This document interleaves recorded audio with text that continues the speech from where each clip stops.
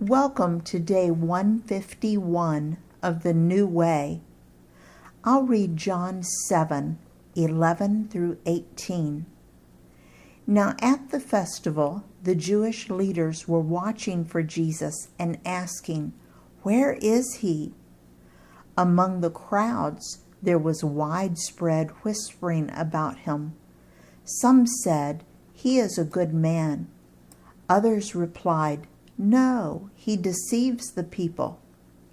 But no one would say anything publicly about him for fear of the leaders.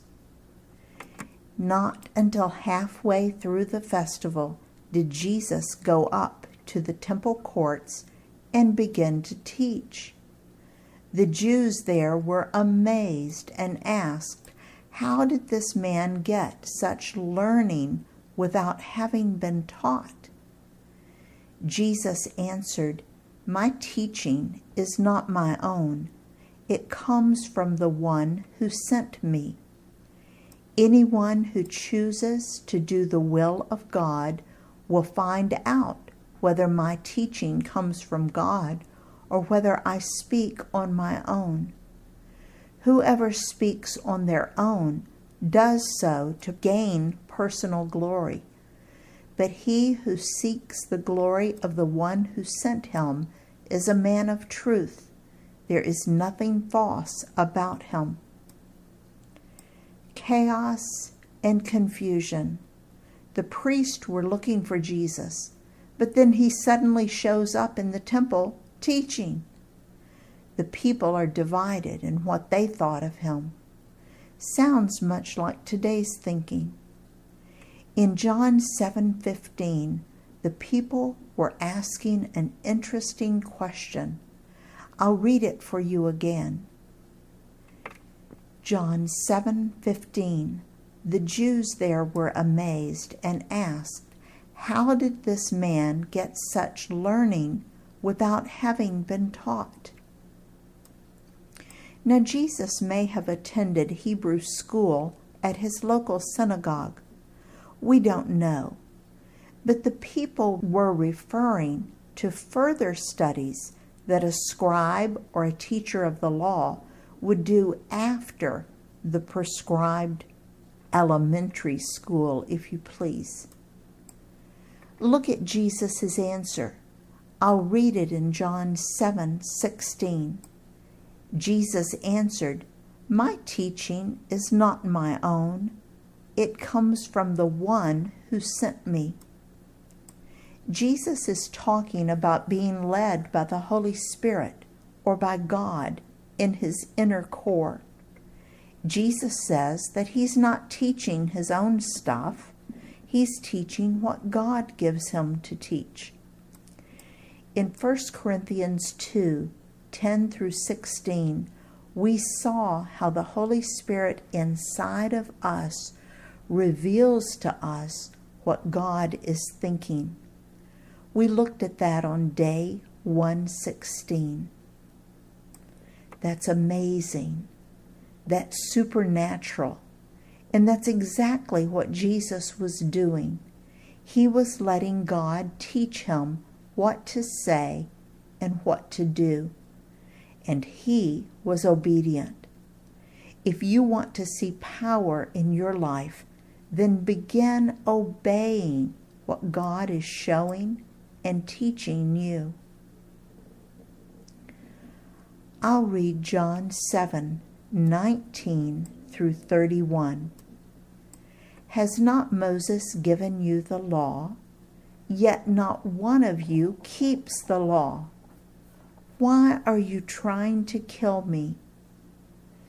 You are demon-possessed, the crowd answered. Who is trying to kill you? Jesus said to them, I did one miracle, and you are all amazed. Yet, because Moses gave you circumcision, though actually it did not come from Moses, but from the patriarchs, you circumcise a boy on the Sabbath. Now, if a boy can be circumcised on the Sabbath, so that the law of Moses may not be broken. Why are you angry with me for healing a man's whole body on the Sabbath? Stop judging by mere appearances, but instead judge correctly. At that point, some of the people of Jerusalem began to ask, "Isn't this the man they are trying to kill? Here he is speaking publicly, and they are not saying a word to him. Have the authorities really concluded that he is the Messiah? But we know where this man is from. When the Messiah comes, no one will know where he is from." Then Jesus, still teaching in the temple courts, cried out, "Yes, you know me, and you know where I am from. I am not here on my own authority, but he who sent me is true. You do not know him, but I know him because I am from him, and he sent me." At this they tried to seize him, but no one laid a hand on him because his hour had not yet come. Still, many in the crowd believed in him. They said, "When the Messiah comes, will he perform more signs than this man?" John 7:24 has an important command.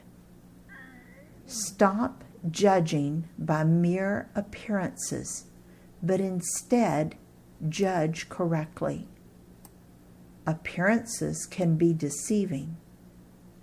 1 Samuel 16:7, the last part of the verse says, "But the Lord said to Samuel, do not consider his appearance or his height, for I have rejected him. The Lord does not look at the things people look at. People look at the outward appearance, but the Lord looks at the heart." I believe that this is referring to the inner core.